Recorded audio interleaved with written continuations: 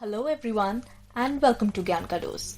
Today I'm going to talk about something which is very important to consider before you make your investments.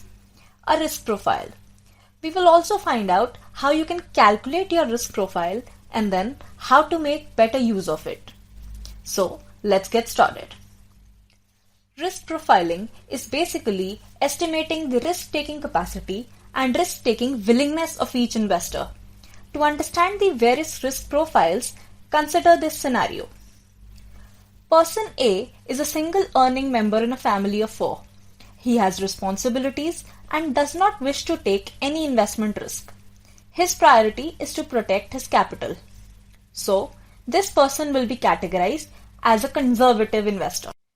Person B. She is an investor who likes to preserve her capital and does not mind some fluctuation in the portfolio value. Then, this person is considered as a moderate investor. Person C. She is somebody who prefers a consistent growth pattern with few fluctuations in expected returns. Now, person D is willing to take moderately high risks with his money to achieve potentially higher returns. He is a growth investor. And person E wants to achieve long-term growth and is comfortable with loss in the short term. He is an aggressive investor. Now some of you might be thinking that yes, I want to achieve long-term growth and I have some capital also to invest, so I can be an aggressive investor. But ask yourself, are you ready to bear some losses as well?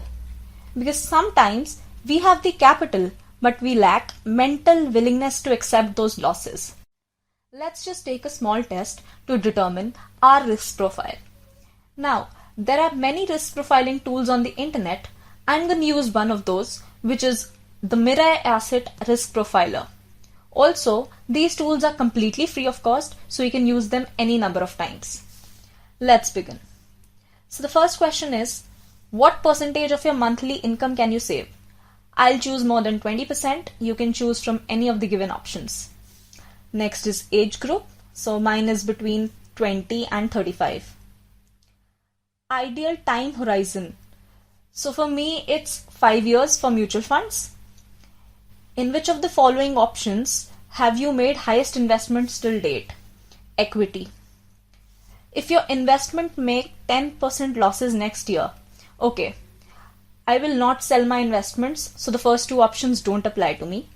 I will probably do nothing or take advantage of the correction and invest more. So I'm going to go with one of these. Most important for you while choosing an investment. So for me, preservation of capital is most important. Now let's just fill this randomly.